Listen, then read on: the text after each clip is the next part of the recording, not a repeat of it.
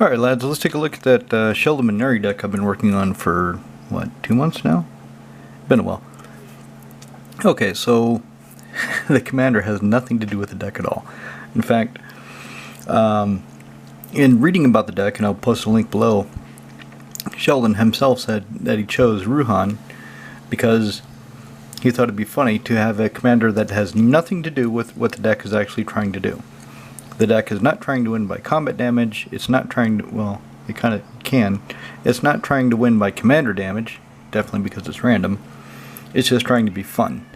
So, Ruhan of the Fomori. Here, Sheldon the Commander. 1 blue, red, white for a 7/7 Giant Warrior. That's pretty good stats for 4 mana, but beginning of combat on your turn, he attacks an opponent at random. So, you don't get to choose who he goes after. And if he attacks at random, you don't get to choose to keep him as a blocker either. He has to attack. If able. If that opponent has some effect that prevents you from attacking him, such as propaganda, well, you don't have to pay the 2, so therefore Sheldon can't attack that guy, and it's his own damn. And that's perfect. That's the theme of the deck. The deck is you did it to yourself. So if you randomly choose an opponent that has propaganda, and you choose not to pay the 2 because you don't have to pay the 2, well, he can't attack that guy. So he did this to you. He helped you out. So let's take a look at the mana base. Let's put this up here actually. So something I don't understand about the deck. Something I don't understand about the way Sheldon built it. He has no fetch lands. He's got, it can't be a money issue because he's got Plateau and Tundra in the deck. He started the deck, the earliest deck list I saw, I think was from 2013, and that had Tundra. And then the update from 2021 I saw, he had added Plateau. So if he has the trade capital or the financial capital to get Tundra and Plateau, dual land shouldn't be a problem. But he's not running them. He had shock lands, he had other lands. The deck runs some cards that aren't cheap, so I can't figure out why he's not running the fetch lands. I'm going to. So I've got 1 Scalding Tarn in my collection. I need to get the Arid Mesa and the Flooded Strand, and then I'll have those. So right now, 6 islands, 8 mountains, 6 plains. Sorry, 5 plains. That's the basic land suite. And then for non-basic lands, we've got Academy Ruins. We have Command Tower, Hallowed Fountain, Mistville Plains. So tap 1 white, tap a target card in your graveyard on top, the bottom of your library. Only if you control 2 or more white permanents, which shouldn't be a problem. Mystic Monastery comes into play tapped. I'm going to minimize the comes into play tap lands. In all my decks, and do this. All my decks, I minimize the amount of lands that have to come into play tapped, in so much as possible, because it slows me down. Speaking of that, here's another land that comes into play tapped, but it's searchable with a fetch land. So this is, of course, Island Mountain Plains. Comes to play tapped. Yada yada yada. Reflecting Pool. Can copy, can provide mana if any of the land that I control can produce. Rogue's Passage 4, tap, target creature is unblockable this turn. There's the Steam Vents. So I've got Hallowed Fountain Steam Vents. So I've got the matching fetch and shock there. I just need the other shock, which of course is Sacred Foundry, and then the matching fetch land, Arid Mesa, and then I need Flooded Strand. The other thing that he was running are the check lands, the lands that come into play tapped unless you have an island. For example, Glacial Fortress comes into play tapped unless you have an island or a plains in play. I need to get those 3, but they're cheap. They're cheap, they're readily available from my LGS, so I just haven't felt any pressure to get them yet, because I'm still collecting all the cards for the deck. It's only 5:30. Why am I so tired? Vesuva comes into play, tapped. Fuck. But it comes to play as a copy of any land in play. I should probably replace this with Thespian Stage. Thespian Stage, you can spend 2, tap it, and then it becomes a copy of target land. But what I want to do is build the deck as close as possible to the way Sheldon had it, and see if I can experience what he experienced when he played it. And then work on from there. There are some upgrades I've already decided to make because they're linear. It's not a stretch to imagine. So here's I over collected. So I have to make a lot of cuts to make this deck. Okay, Arcane Signet, we all know what that does. Azorius Locket. He was only running Azorius Locket in the 2021 version. I don't know why he didn't have... I picked the Boros Locket myself. I want to get the Izzet Locket. If I run anything like this, I like to have all 3. So this being a 3-color deck, I want all 3. I want the Azorius, Boros, and Izzet Lockets. I don't know really if that's the most efficient. That's just what I like for the aesthetics. That's why I have Azorius Signet and Boros Signet to go with the Lockets. I don't have an Izzet Locket, or do I? Did I pull it out? Yeah, okay, I do have the Izzet Signet, but not the Locket. So that's something else I want to get to have all 3. The Locket, of course, it's a mana rock for 3, but if you spend 4 white, 4 blue, and any combination of hybrid mana, you draw it, sacrifice, draw 2 cards, and he already has the Academy Ruins, so you can get it back. So let's skip those because they're all kind of the same. Coveted Jewel, 6 mana, comes into play, draw 3 cards. Alright, nice. Tap, add 3 mana of any color. Choice. Whenever one or more creatures an opponent controls attack you and aren't blocked, that player draws 3 cards and gains control of the Coveted Jewel. Untap it. So this is elect effects, from what I can understand, that just kind of moved the game along somewhere that were fun. This can be fun because if somebody steals it from me, then the other players will try to steal it from them. And then just watching it go back and forth could be very entertaining. And then of course the Viashan Hardik, I could just blow it up in the face of whoever has it if I don't want them to have it. Viashan Hardik is a creature. Spend 1 red, 1 colorless, tap, destroy target artifact. That artifact's controller takes damage according to its mana cost. Sorry about that. So that should be fun. Gilded Lotus, it's just 5 colorless, add 3 color, 3 mana of any one color, mana rock. Hedron Archive. I don't know if I like this. This is where I will probably start making my cuts, is things that I don't play myself because they're not efficient, and that's kind of goes against why I want to play the deck, because I want to play things I wouldn't normally choose, to see how it works, to explore new archetypes, new modes of play, new lines of play. So normally I don't use Hedron Archive in any of my decks because it costs 4, it only gives you 2, and yeah, you can sacrifice to draw 2 cards, but I try to put more efficient ways of drawing cards in my decks. So maybe I'll leave it in, see how it works, maybe I'll cut it. There's a Izzet Signet. Mimic Vat, 3 mana, imprint. Whenever a non-token creature croaks, you may exile the card. If you do, return each other card exiled from Mimic Vat. I still don't understand how you can get more than 1 card under here. There must be some way that I don't see, because it says return each other card, implying that there's a way to get more cards under Mimic Vat, even though it says whenever a non-token creature dies, you may exile that card. If you do, return each other card exiled from Mimic Vat. So if somebody Wrath of God, whenever that creature dies, you may exile that card. So can I take them all?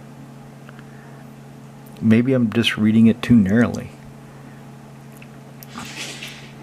Is that how that would work?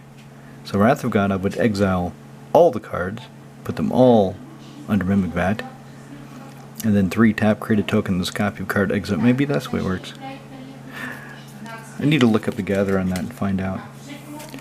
Mind Stone, it's another mana rock that I haven't played for years. Yeah, it costs 2, because it's cheap, comes down, only gives you 1 colorless. I like my mana rocks to be also color fixing. Trinket Mage, and I'll make a response to this video later. Trinket Mage did a video where he's talking about mana rocks being a scam, and he doesn't touch on color fixing at all as a reason for having the mana rocks. Well, that's one of the main reasons I have the damn things, is ramp and color fixing. This provides no color fixing, and it's an inverse. Soul Ring costs 1, gives you 2. This costs 2, gives you 1.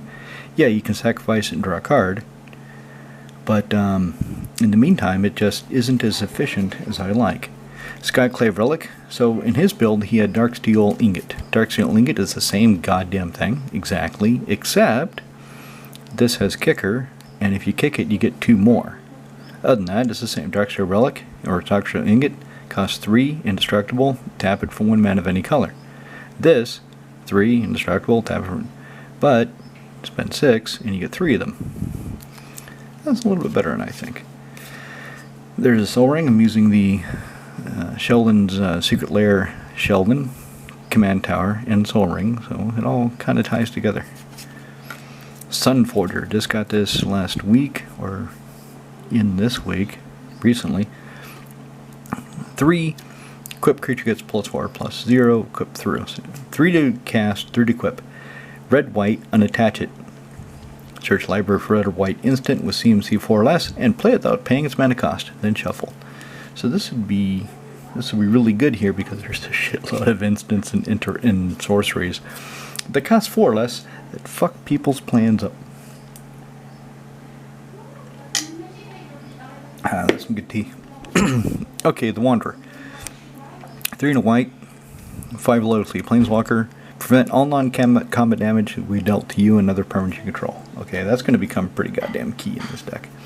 I'm actually thinking of putting, what the hell is it?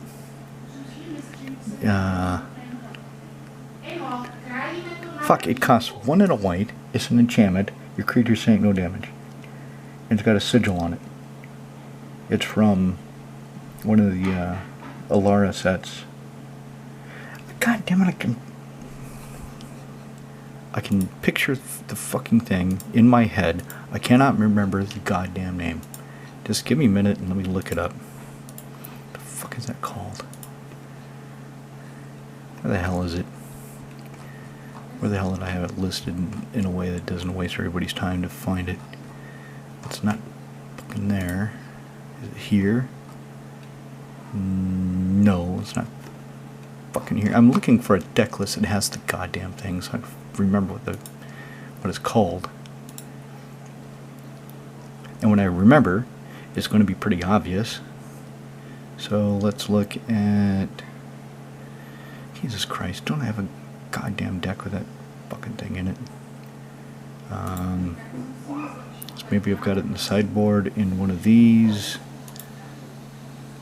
Let's see. Son of a bitch. No, it's not in that one. Goddamn, what the fuck is that card called?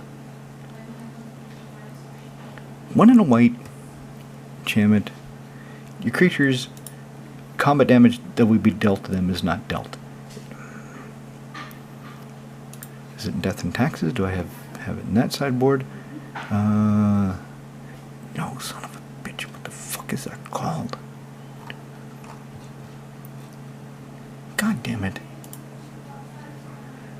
You're just wasting fucking time looking this shit up. No, it's not in this goddamn sideboard either. What is that fucking card called?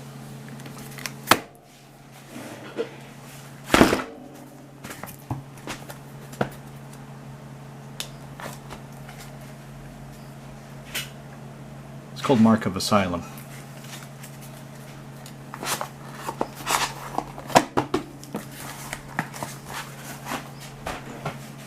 Alright, with that out of the way, let's get back to the fucking deck list.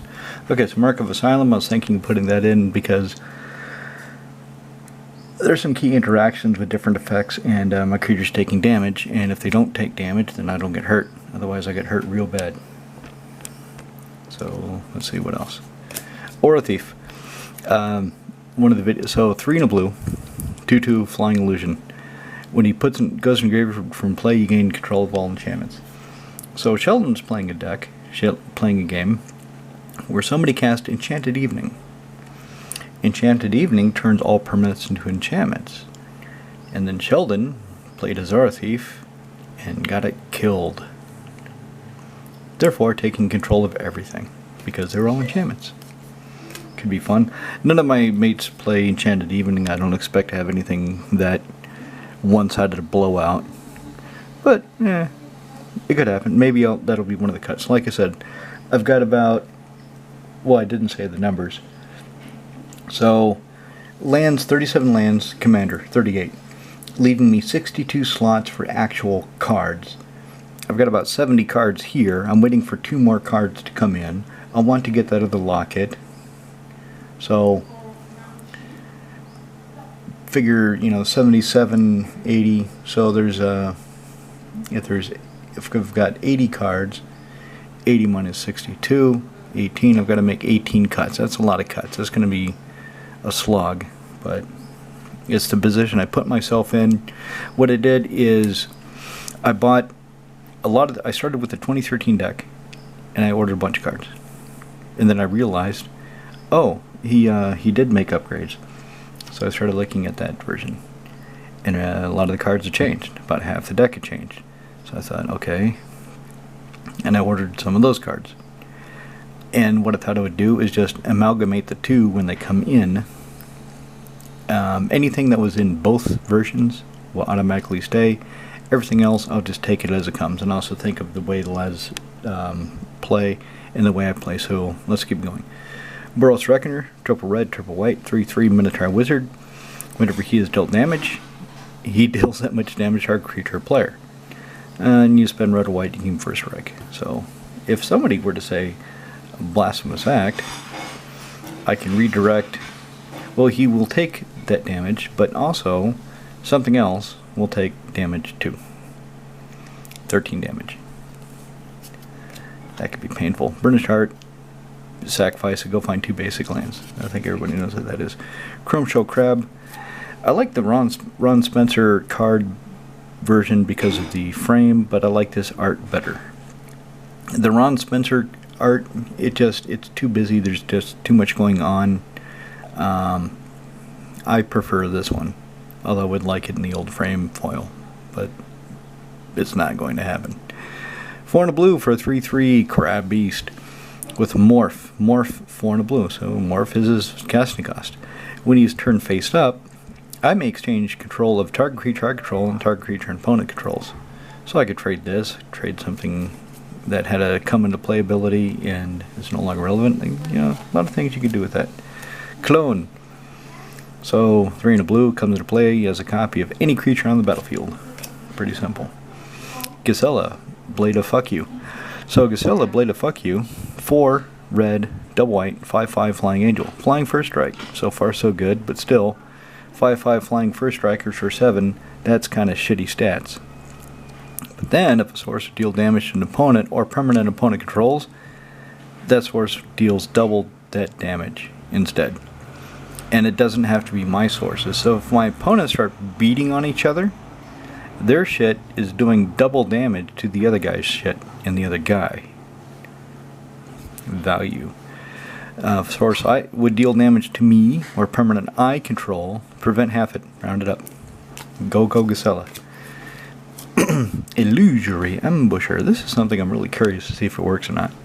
So 4 and a blue, it's a 4/1 with flash. It's a flashy kitty cat. So when this cat flashes into play, I can block something, and then if it's dealt damage, I draw the many card. So I could use it as a surprise blocker, or if somebody casts Blasphemous Act, let's just keep going with that for no reason at all. Let's say somebody casts Blasphemous Act, and I have mana to flash it into play, or if it's already in play, it would die. I'd draw 13 cards. Wow, that's fill my hand twice over. Almost. Mischievous Quinnar, 4 and a blue. I can play it face down as a 2/2 nothing for 3, and then morph it for 1 blue. When it's turned face up, copy target instant or sorcery. I mean, you choose new targets for that copy, if there aren't any targets. If it's a blanket, well, I just copy it. And then what's really cool is 3 blue. I can turn him back face down to wait for the next thing I want to copy. And it doesn't have to be my thing. I can copy any instant or sorcery. Molten Primordial, 5 double red for 6/4 hasty avatar. When he comes to play, for each opponent, I gain control of one of their creatures until end turn. Untap them, they gain haste, yada yada yada. New Prav Guildmage. This guy was cut between 2013 and 2021. So, blue-white for a 2/2 human wizard. Blue-white, target creature gains flying until end turn. Okay. 3 blue-white. Detain target non-land permanent that an opponent controls. That could be kind of useful. He's a bit mana hungry. He's a bit below today's power level, but he's still interesting. And I got a foil one, so I'll probably try to play him. Phyrexian Metamorph. 3 and 1 blue or 3 and 2 life. It's either a clone or copy artifact. You decide when it comes into play. Simulacrum. Yeah, 4, 2/2. When it comes to play, go find a basic land, put in play tap. When it dies, draw a card. It's pretty common. Sun Titan. 4 double white, 6/6 Vigilant Giant. When it comes to player attack, and this is the other reason I can't understand why he didn't play fetch lands. He had Sun Titan in one of the lists, and even if there's nothing to return, you know, because it got destroyed or whatever, Sun Titan can return fetch lands, because this is permanent with CMC 3, mana value 3 or less. Well, that's a fetch land, so you can keep drawing your fetch land out if you have a Sun Titan going wild, and keep thinning out your library and getting your lands into play. I don't know. I have to figure that out. Thought Sponge. 3 and a blue for a 1/1 flashy sponge. Comes to play at number of +1/+1 encounters on it equal to the greatest number of cards an opponent has drawn this turn. And when it dies, draw cards equal to its power. So this is the kind of thing, you know, somebody plays some big draw a shitload of cards spell, play the Thought Sponge, it becomes as big, and I can see kind of 2 ways to play it. So you're going to wait until somebody casts something and draws in like 6 cards. So it comes to play as a 7/7. Or you're going to play it early if they draw 3 cards, for example, because it's this turn. So if you wait, you know, they say, okay, past the turn, you say, wait. At the end of turn, flash them into play, and if they had drawn 3 cards over the course of that turn, then it would have 3 +1/+ encounters on it, so you're putting into play as a smaller creature more likely to die in order to get those cards. 2 ways I can see: either wait until it can get really big and you get a lot of cards, or do it quickly so you draw the cards earlier. True Fire Captain, red, white for a 4/3 mentoring human knight. Whenever she is dealt damage, she deals how much damage? Is that a dude or a chick? Looks kind of like, the light's kind of low, so I can't really tell. Anyway, whenever she is dealt damage, deals how much damage target player. So, in a bit like the Boros Reckoner, but she only hits other players, which sometimes is exactly what you need to do. Viashino Heretic, 2 in red for 1/3 Viashino. 1 in red, tap, blow up an artifact right in somebody's face. So you blow it up in their face and they take damage according to its casting cost. Maybe that's why he had that coveted jewel for this guy. So you've got this guy, and the coveted jewel becomes a hot potato because nobody wants you to blow it up in their face for 6 damage. So maybe they won't try to attack to take it. This deck is looking like more and more political fun all the time. I'm really looking forward to it. Willbender. ignore that. He costs 3. He costs 3, comes into play as a 2/2 face-down creature. Morph for 1 and a blue. When he's turned face up, change target of target spell or ability with a single target. So whatever somebody's going to target with only one effect, you can change it. Ether Flash. 2 double red. Whenever any creature comes into play, deals 2 damage to that creature. This is why I was thinking of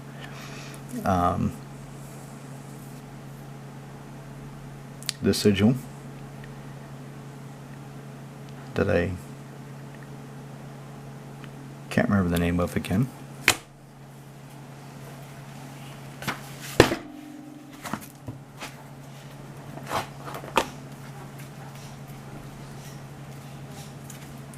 What is it called? Mark of Asylum.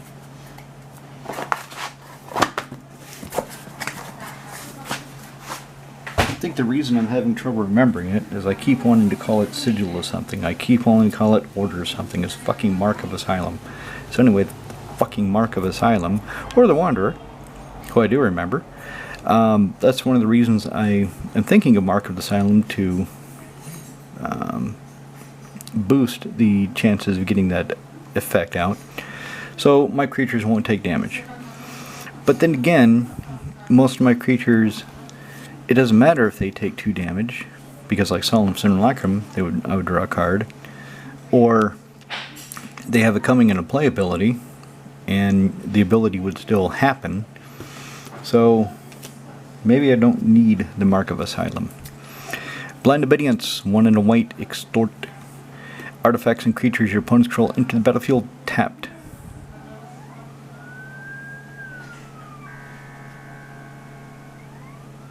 I hate, now that I look at it, I really fucking hate that it just says extort. That it doesn't explain it any further. So, whenever you cast a spell, you can spend black or white and drain your opponents for 1, and you gain that much life. I really like it when it explains it, but I got this version, so it doesn't fucking explain it. So if I loan this deck to somebody else, like my friend that's a more inexperienced player, he's going to forget what that does. Confounding Conundrum. 1 in the blue. I forget what this does. I just got it because it was on the list. When it comes into play, draw a card. Whenever a land enters the battlefield under the opponent's control, if their player had entered the land into the battlefield under their control this turn, they return a land they controlled. So this limits my opponent's playing. So like Cube with his Tyrannid deck, he has a spell that he'll pull 8 lands at once. So if he does that, if he plays 8 lands at once, he's got to pick up 7 lands, because whenever a land, he gets to play 1, and then every other land that enters the battlefield, they return. Wow, that's going to be funny. That's going in just because I want to see what it does. Copy enchantment, 2 in a blue, comes into play as copy of any enchantment. Oh yeah, it's pretty basic. Karmic Guide. This hardly ever works the way you think it will. Hardly ever. So, 2 and a white. Whenever a spell or ability an opponent controls destroys a non-creature permanent you control, you may destroy a permanent they control. Doesn't matter. So if they blow up one of your enchantments, usually they'll blow up this. Usually they'll just blow up Karmic Justice, and then you can destroy anything they control. So it often doesn't work out as well as planned, but I want to try it. I've got a foil one, so why not? Okay, land tax. 1 white, beginning of your upkeep. If opponent controls more lands than you, you can go find up to 3 basics, show them off, put them in your hand, and then shuffle. Light Mine Field. 2 double white. Whenever 1 or more creatures attack, Light Mine Field deals damage to each of them equal to the number of attacking creatures. So whoever is playing a go deck is going to fucking love this. The more creatures they can go, the more creatures are going to try to cross the field, the more damage is going to be dealt to them. Me, in my deck, I've only got one creature that'll have to attack all the time, and that's Ruhan. So he attacks, he takes 1 point of damage, boo-hoo. Martial Law. 2 white, beginning of your upkeep, detain target creature and opponent controls. Until the end of your turn, it can't do shit. Attack, block, activate, nothing. It's just detained. It's not under arrest, but it's not free to go. Until your next turn, then you detain it again or something else. Mirror Maid. So it's better than copy. I think it's better than Copy Artifact. Copy Artifact. It's cool. I do own one, but the mana reduction from Mirror Maid having 1 double blue and Copy Artifact being only 1 in a blue, I think the versatility of this being allowing you to copy enchantments too is worth more. So that's why I'm running Mirror Maid in mine over Copy. He had Copy Artifact, I'm pretty sure. I'm checking the versions in the background. Let me just take a look. So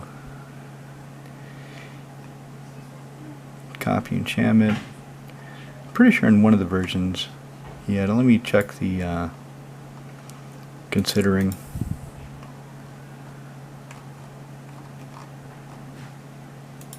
So another thing is Elspeth Sun's Champion, that should be near. What I'm waiting for right now is my Chain Reaction. My Chain Reaction hasn't come in, and I feel like the deck really should have that. So I want that. I'm sure I saw a version of this deck where he had Copy Artifact. Anyway, those aren't the 2 that I'm directly working from. I'm working from the 2013 and the 2021, blending them together, and the changes that came in between. Some of them I didn't record because I already had enough cards to work with. Powerstone Minefield, 2 red-white whenever creature attacks or blocks. Minefield deals 2 damage to it. Or blocks. You're going to chump block with a 1/1? Boom. It gets blown up.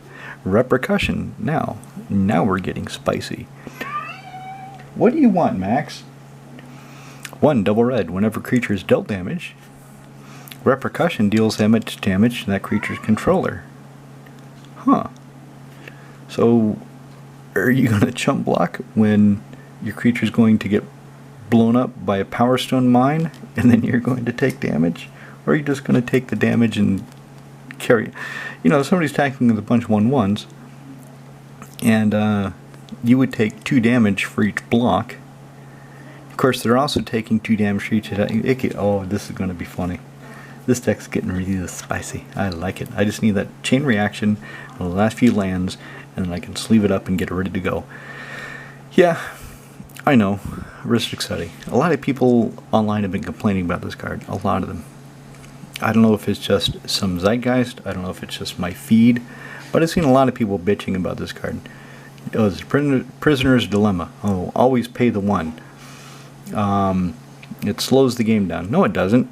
You fucking cast a spell. Study. Yes or no. And if they're quick about it, quick about making the decision, it goes on. And sometimes they want you to draw the cards. Sometimes you're in a position to help them, or sometimes you're actually behind. Sometimes you're behind, and if they're your friends you play regularly and they want a game, they don't want a, you know, one-sided slugfest, one-sided beatdown. Like, yeah, draw the card. You're screwed for lands. You need it. Their Crowan War. I was a bit dubious about this one at first. 3 and a red. Stage 1. Gain control of target creature and opponent controls. No, gain control. You can gain control of your own creature if you want to, for as long as it stays in the battlefield. Until your next turn, creatures your opponent's control attack each turn of Fable. Running into the Power Stone Minefield, a light minefield maybe? Could be. And then, stage 3, each tap creature punches itself in the face. And if you have Repercussions out, that could hurt people real bad. Acidic Soil, 2 and a red. Deals 1 damage to each player for each land he or she. Not basic, not... there's... I think it's Ruination. I think Ruination is the one that deals damage equal to the... And as an instant, deals damage equal to the number of non-basic lands I control. Well, fuck that. Let's just... Basic, non-basic, you're getting punched in the face.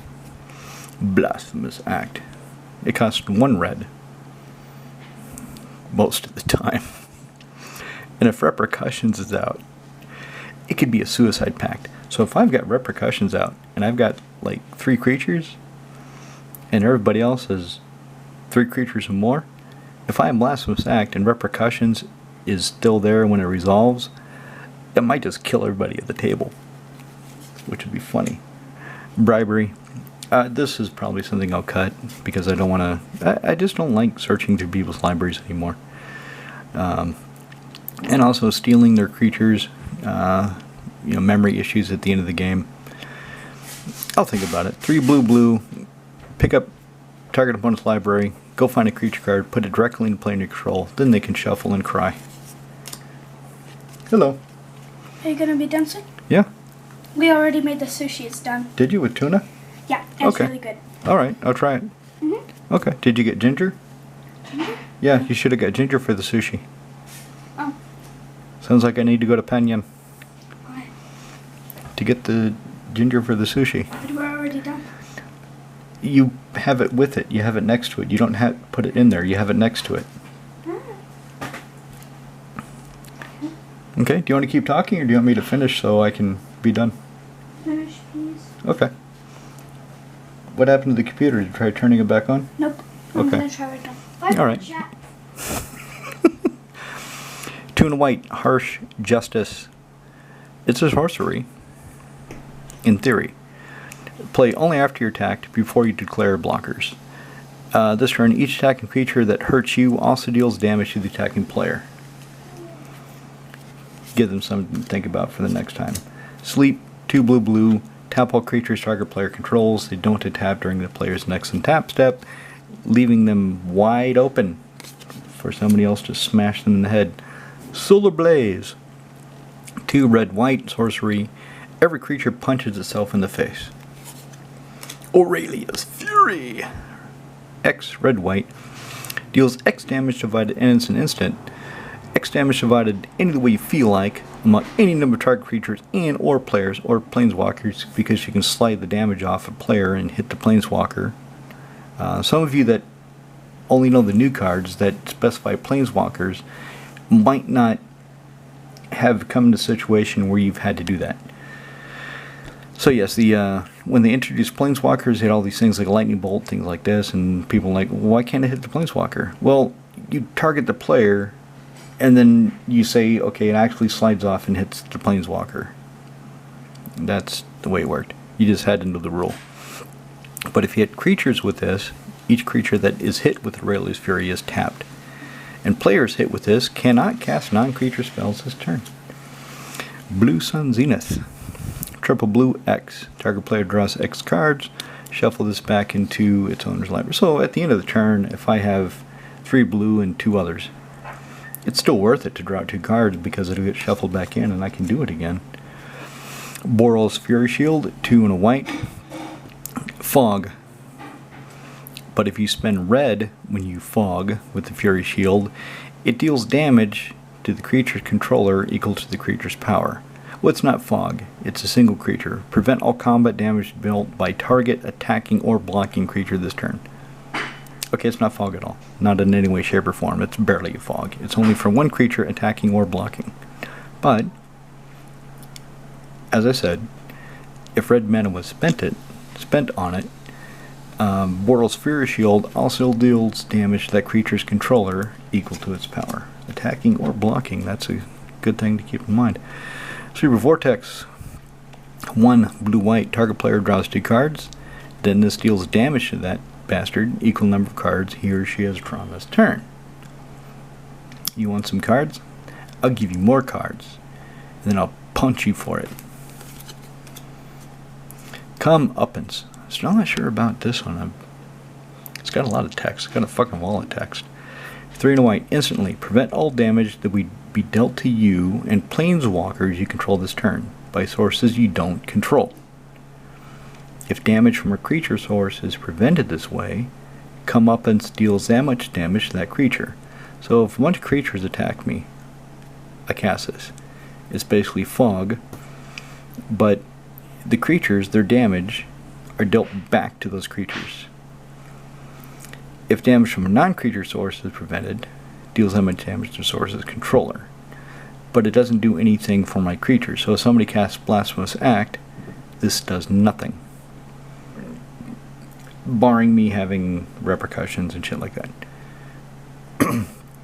But repercussions will still hurt me because that's a source I control. So this would do nothing. So I'm kind of working my head around, is this actually going to be good in this deck? I don't know. Counterspell, that's not actually supposed to be in there. I put it in the stack by mistake. Dawn Charm. The deck only runs creature counterspells. It doesn't run spell counterspells. Maybe some of the mid versions did, but not. It wasn't a counter deck. It was more of the instants and interrupts. These things fucking with people. So 1 and a white. Choose one. Prevent all combat damage at fog, or regenerate target creature, or counter a spell that targets you. Dazzling Reflection, 1 and a white. Gain life equal to target creature's power. The next time that creature would deal damage this turn, prevent that damage. Okay, so far so good. Deflecting Palm, red white. Next time a source of your choice would deal damage to you this turn, prevent the damage, and then Deflecting Palm deals that damage back to the source's controller. Okay, I lied. This is the counter spell that was in the deck. 3 blue blue. Counter target spell. If that spell is an artifact or a creature spell, you get it. You get control of it. It deserts its caster. First the insult, then the injury. Okay, Essence Backlash. 2 blue red. Counter target creature spell. Deals damage equal to that spell's power to its controller. So yeah, there were other counter spells. It's been a long time since I looked at the whole stack. Hibernation. 2 and a blue, bounce all green permanents back to the owner's hand. No green army for you. Honorable Passage. 1 and a white. Prevents all damage to you or target creature from any one single source. If the source is red, it deals damage to that source's controller and amount of damage equal to the amount of damage prevented. So, if somebody Blasphemous Acts to keep beating on that card, I can prevent all damage to a creature from it. One of my creatures. Or target creature. It doesn't have to be my creature. So if I have no creatures, I can still do this. If that source is red, Blasphemous Act is, then it deals to the caster of the act 13 damage. Sweet. Leadership Vacuum, 2 and blue. Target player returns each commander they control from the battlefield to the command zone. And draw a card. So somebody's relying on their commander, doing some crazy bullshit with it. You can bounce it back to the command zone and get a card out of it. Mandate of Peace, 1 and a white. Cast a spell only during combat. Your opponents can't cast spells this turn for the rest of the turn. In the combat phase. All attackers' blockers are removed from combat, but it doesn't say they untap, so they probably still stay tapped, all the attackers. Exile all spells and abilities from the stack included. So whatever's going on during the combat phase, it was some big convoluted combat phase full of tricks and shit, that all stops and the combat ends. But this gets exiled. It's a one-trick pony. Mirror Strike, 3 and a white. Target unblocked creature deals combat damage to its controller instead of to you this turn. Another funny thing, Sheldon, when he's talking about the deck, said somebody attacked him with the Blyseal Colossus, and he mirror struck it. And they didn't like it. Paralectic Feedback. Deals damage to target spell's controller equal to that spell's CMC. So somebody's casting some... Oh, Cube's going to love this with his Eldrazi deck. Oh yeah, he's going to love this a lot. Reflect damage. 3 red white. Redirect all damage dealt by anyone's horse to this horse. Remember the Blasphemous Act? So somebody acts and you don't like it, you can redirect all damage that it would deal back to this horse. If there's 10 creatures in the act, you redirect 130 points of damage back to the horse's controller, probably killing them. Refuse, cooperate. Refuse deals damage to target spell's controller equals the spell's CMC. Cooperate, copy target instant or sorcery spell. You may choose new targets for the copy. Okay, now here's a kind of a confusing card. This is something interesting. So 2 blue.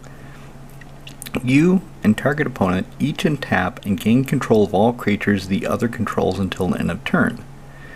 Those creatures are unaffected by summoning sickness this turn. And it's an instant. So somebody attacks me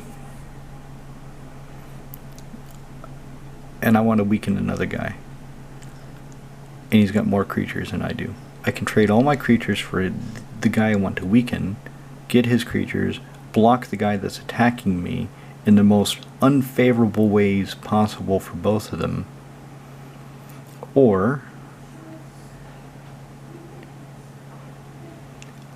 I could gain control of somebody's army and they can gain control of my creatures, and I could either attack them or I could attack somebody else, the other guy's creatures, and again weaken both. So, political card. Restore the beast. 1 blue-white. Return each creature that dealt damage this turn to its owner's hand. Pretty simple, straightforward, not a whole lot of thinking about that. Reverse damage. 1 white. The next time a source of your choice to deal damage to you this turn, prevent it. You gain that much life. Again, simple. Turn the tables. 3 white. All combat damage that we dealt to you this turn is dealt to target attacking creature instead. So this prevents damage and gives me that much life. This prevents all combat damage that would be dealt to me and instead deals it to one single attacking creature. So it kills that one creature probably. Smite. 1 white. Destroy target blocked creature. Okay, and that's what I've got so far. The card I'm really waiting for is that Chain Lightning. No, sorry, Chain Reaction. I've already got 4 Chain Lightning. I don't need another one. So I want the Chain Reaction. I need to figure out the Locket Signet situation. Do I want the 3 Signets? Do I want to run Talisman? This is the way he had it. He didn't have Isn't Signet though, and he didn't have Isn't Locket, but I want to run all 3. And then of course the land situation. So anyway, that's the deck. Let me get this posted and tell me what you think.